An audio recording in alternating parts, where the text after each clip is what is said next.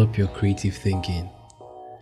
Something that a lot of people haven't thought about or looked about, in as much as we have always spoken about creativity in everything that we do.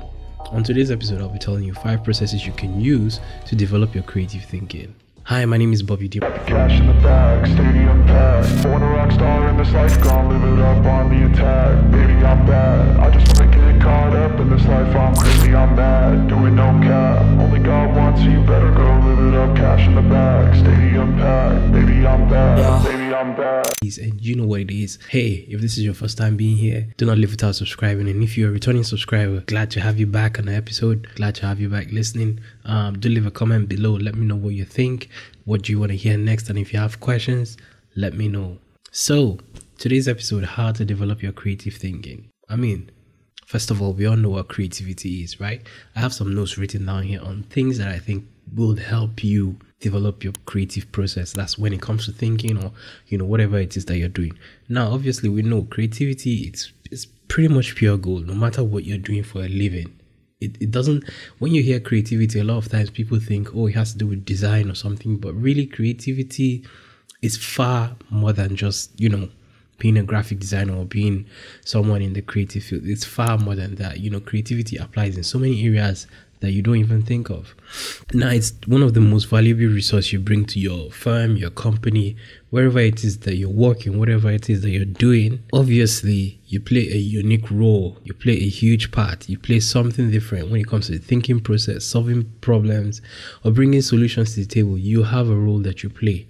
Now, depending on whatever role it is, there's a way you think, there's a way you bring things to the table, and, it kind of does help, right? Now, despite the importance of a person's ability to be creative, there are people that have, that have this, they can do it easily. They have it in abundance. So they can easily just think of the solution to a problem. Not because they're geniuses, but because they have nurtured that process. They have nurtured that whole creativity to the stage they are, which will be a later topic that we'll talk about. But on today's episode, let's hear some of the processes that first of all, you need to understand that creativity can improve a person's life. So no matter what you're doing, creativity can help improve your life. So if you've never given it a thought, then after this video, you really should give it a thought, and then let me know in the comment if you try it, and let me know what you think. So process number 1, remove creativity killers, right? Now, obviously we're talking about the thinking process, and before you engage in a thinking process, you have to get rid of the things that can kill the process even before the process starts. Now, what are these things? These are things that you tend to tell yourself, and or phrases that we often hear people say. One of which is, I'm not a creative person. Now, I think I've said this before. If you tell your mind or you tell your brain to do something, it will not do it. So if you tell yourself you're not a creative person, automatically your brain registers that information and cancels the ability for you to even think creatively. For you to be able to think like a creative person or be able to come with ideas. If you tell yourself you cannot come up with any idea for something, you're not going to come up with any idea because you've already told yourself that. Your brain has registered that. Your brain at that point doesn't see the need to, think or come up with solutions that can help solve that idea. That's basically it. So I'm not a creative person is one. Follow the rules is another one.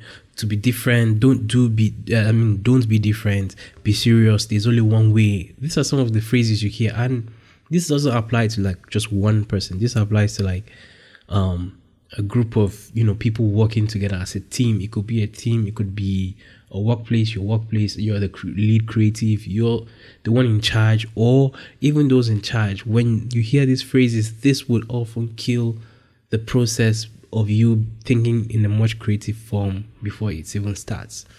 Now, obviously, if you have a great idea, don't let anyone talk you out of it, no matter how stupid it sounds. Even if it's, it sounds crazy, don't let anyone talk you out of it, because that is the beginning of actually the thinking process. That's you being creative. You're thinking outside the box. And so when people often say, your idea is trash, a lot of times ideas get killed even before they are actually born, to be honest, because people often listen so much to the world, people listen to society and never believe in their own self, right? Number 2 is ask the right questions. Now, An uncreative person can spot the wrong answers, but a creative person will ask the right questions. Now, when you're trying to solve a problem, what are the questions you're asking? Are you asking the right questions, or are you asking the wrong questions? Oftentimes, we spend a lot of time asking the wrong questions. That takes us, it doesn't get us anywhere, because why? If you ask the wrong questions, you direct people down a dead end. You direct people to not even, you don't give them the opportunity to be able to think, and you make them think that thinking is not necessary. So it's like you're already telling them the problem is the problem and there's no solution to the problem. You're not even giving them a time to think. So you need to ask the right questions. What are some of the right questions? Depending on what project you're working on, some of the right questions could be, why must it be done? What is the root of the problem? What does this remind me of? Not often will it remind you of something, but when you start asking some of these questions, it puts you to think harder. It puts you to go through a thinking process that can then bring out a valuable answer or a valuable solution. What is the opposite of the problem? Like, these are some very, very important and valuable questions. If you want to know more of these questions, I can share that with you. As this whole episode, or as this whole season goes, I will share some of these questions as the time goes. But these are some important questions I think that you should ask. So number one, we said, remove creativity killers. Remove those phrases that will kill your creative process. Number two, ask the right questions. Number three would be develop a creative environment. Now, that is one thing that a lot of people would look down on, in an office space. Even if it's just you personally, you need to develop an environment that is creative enough for you. If like me, there are oftentimes I might be out of the house and I have to work on something, but then sometimes I'm not even able to work on it in the most effective way I want to, because the environment I'm in is not even that creative. It's not giving me the vibe that I want. And so most times I come to my room and I sit down in the midst of everything here, and immediately I'm done with whatever project I want to do. 1 hour, 2 hours, I'm done. But I can sit down outside for like 5 hours still trying to figure out what I'm trying to do. Now, negative environments will kill ideas even before they are born. So if you're in a negative environment, not necessarily physically, but like if the kind of people that are, within your workspace make the environment have a negative vibe, you're not going to be able to create ideas. You're not going to be able to be productive, right? Also, you need to understand that a creative environment is like a greenhouse. It's like an incubator where creativity is born and is being nurtured to become a very great idea or a very big idea, whatever it is, or the solution to a huge problem. So developing a creative environment is key. So you need an environment that encourages creativity. You need an environment that embraces those who are creative. Now, you need to know that just because someone has creativity in abundance doesn't mean you should envy the person. Having that person within your environment is like a huge, win for you, because then it's even helping you and those within your environment build and become better. So you need to embrace those who are already creative. Now, on the other hand, you also need to focus on innovation and not just invention.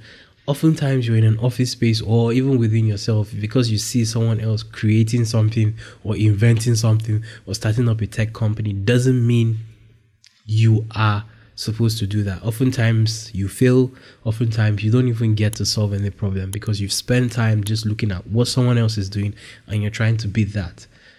Innovation and creativity are like this. There is nothing bad in looking at what has already existed or what's already existing and building on that. Nothing bad. So, there should be room for innovation and not just invention. From innovation, invention will come. That's one thing you need to know. So let's reset the whole points. We have remove creativity killers, ask the right questions, basically, develop a creative environment. Number 4 would be you need to spend time with other creatives. Now, yes, we live in times when a lot of people, there's a lot of things going on in our lives. Everyone has things to deal with. You might not get to spend a lot of time networking, but these days the internet is becoming the biggest place where people spend time on. They're like, how many people in the world? And over half of the population of the world are on the internet. 27 hours a day, a lot of people are on the internet. So nothing stops you from joining groups online, or networking with people online that are in this field that you are in, or even in the creative field, or those people that understand what it means to be creative or have gone far with whatever it is that you're doing when it comes to creativity. Networking with these people would help you build your own creative thinking process. It will help you, it will guide you. You will then understand some of the things that you're supposed to do, some of the things that you're not supposed to do. And to be very honest, there is no other thing bigger than networking with creatives. You will get to hear ideas or things that you yourself don't even know. And that's the beauty of creativity. It's the fact that it is not a know-it-all type of thing. It's a thing where everyone looks equal. Everyone comes together to share one thing, to say one thing, and no one judges any person, regardless of whatever it is that you're saying. Everyone picks your idea, says, oh, okay, this is nice, but what if we do? That is a very nice place to learn. Now, the last point, get out of the box. Now, there's a lot of times you're too stuck with your own rules. You obey so many rules that you're not even having fun while doing what you're doing. You obey all the rules, you miss all the fun. You need to be able to expose yourself. You need to be able to explore. You need to be able to, let your mind roam. There's no harm in doing that. And to be honest, that is what has helped me personally, because I let my mind roam. I let myself explore, regardless of whatever it is that I'm trying to work on or whatever it is that I'm trying to do, And being able to get out of the box, is like leaving your comfort zone. You need to be able to, step out of your comfort zone to be able to, let your mind grasp certain things, let your mind, take in certain things, and that helps, with your thinking process. So back to the points, I said 5 points that I think that you all should try, and then let me know if it works for you. If it doesn't work for you, you can come talk to me. Now back to reset the whole room of what we've been talking of. We've been talking on how to develop your creative thinking process. One major key that a lot of people don't talk about, and I think that the points I have listed here today can help you develop that process, can help you develop your creativity as a whole, because it's not something that you're born with, which leads me to a point that I want to point out. People who think people are born creative will never be creative, because, like I said earlier, if you tell your brain not to come up with ideas, you will not come up with ideas. That is to say that when you have such thought in your mind, you say that people are born creative and you're not born creative, you have registered it in your head that, look, you cannot do this. Like, there is no point trying to even think or trying to come up with ideas. You've basically just told yourself not to be creative. And so when you carry on with your life and you're not being creative, know that you're the one that caused it for yourself because of your statement. So oftentimes, which kind of makes sense, because words are actually dangerous. I think they said the tongue is dangerous, and it's actually true, because think about it. So do not live with the idea or with the quote that people are born creative. No one is born creative. You have to nurture this whole thing. You have to develop it with time. So back to the points that I mentioned. The first point I said is remove things that will kill the creative. So remove creative killers, remove creativity killers. Basically, that's the first one. Ask the right questions. Oftentimes you spend time asking the wrong questions, and causes problem. You're not going anywhere with whatever it is that you're trying to do. Develop a creative environment. Key, major key. Network with other creatives. Major key. And also get out of your box. Like, leave the box. Leave the box. Anyway, guys, those are 5 points that I think that would help you build your creativity, would help you develop your creative thinking process.